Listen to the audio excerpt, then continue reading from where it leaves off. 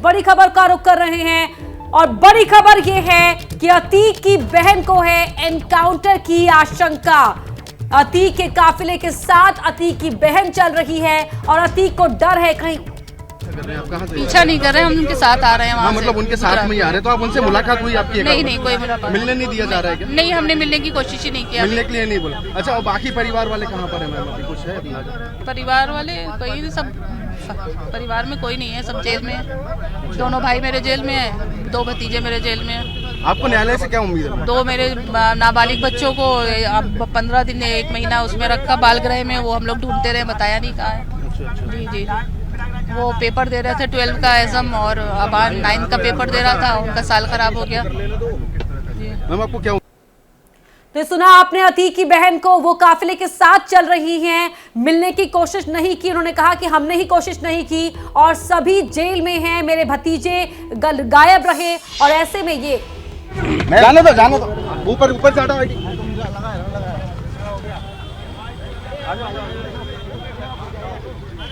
चलो उधर चलो। तो अतीक की बहन ने आशंका जाहिर की है एनकाउंटर की और इसीलिए अतीक के काफिले के साथ लगातार उनकी बहन इस गाड़ी में साथ चल रही थी। आपने खुद सुना कि अतीक की बहन ने क्या कहा और डर है परिवार को कहीं ऐसा ना हो जाए कि बीच रास्ते में ही एनकाउंटर हो जाए। और सिर्फ बहन को ही नहीं, अतीक के जो गुर्गे हैं, अतीक के जो हमदर्द हैं, उनको भी ये डर सता रहा है। मनीष हमारे साथ लगातार जुड़े हुए हैं। मनीष, अतीक के जो हमदर्द हैं उनको डर सता रहा है, तो वहीं अतीक की बहन ने कहा है कि हमने हालांकि मिलने की कोशिश नहीं की है, लेकिन हम साथ साथ जरूर चल रहे हैं काफिले के। लेकिन ये साफ डर उनके चेहरे पर भी साफ नजर आ रहा है कि एनकाउंटर का डर तो उन्हें भी है। चलिए मनीष और नितिन से एक बार फिर हम जुड़ने की कोशिश करेंगे। बता दें कि हमारे सहयोगी ग्राउंड जीरो पर इस वक्त झांसी के जो रिजर्व पुलिस लाइन है उसके सामने ही मौजूद है। रिजर्व पुलिस लाइन वही है जहां अंदर इस वक्त अतीक अहमद को रखा गया है।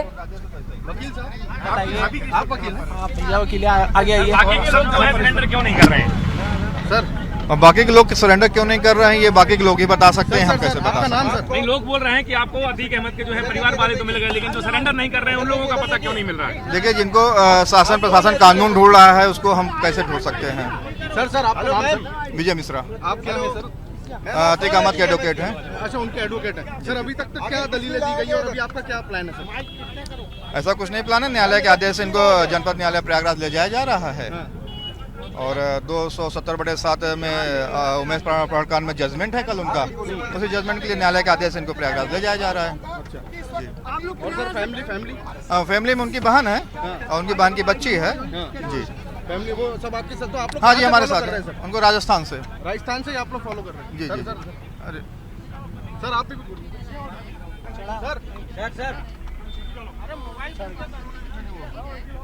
सर एडवोकेट आप सीनियर मेरे है ना, सीनियर भाई। सर सीनियर है आपके? सर आपको क्या उम्मीद है सर? क्या डिसीजन क्या सर गलत आया है? कुछ ऐसा कुछ है क्या जो आप इसमें अभी नहीं, न्यायालय का ये मामला है। अब न्यायालय जाने का डिसीजन देता, न्यायालय जजमेंट में कोई उंगली नहीं उठा सकता। जी, न्यायालय जो भी जजमेंट देगा उसको सर्वसहमति से। नहीं, अभी कहाँ, अभी पहले जजमेंट आ जाए उसके बाद फिर अपील करेंगे, अपील बिल जाएंगे, हाईकोर्ट जाएंगे। हाईकोर्ट उच्च न्यायालय और सर्वोच्च न्यायालय इसीलिए बना हुआ है कि अगर हमें न्याय सेशन और लोअर कोर्ट से नहीं मिलता तो हम उच्च न्यायालय जाएंगे। जी सर, ये किस लिए रुका गया है? क्या कुछ कारण बताया गया है? तो काफिला इस वक्त रुका हुआ है झांसी में और झांसी टू प्रयागराज का सफर लगभग 400 किलोमीटर का है। शाम तक प्रयागराज अतीक अहमद का काफिला पहुंच जाएगा, ऐसी संभावना है।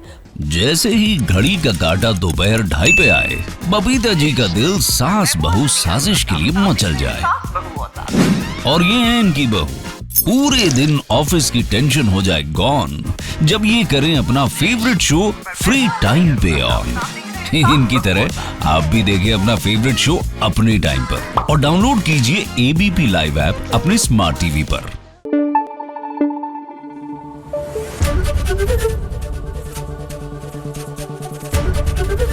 एबीपी न्यूज आपको रखे आगे।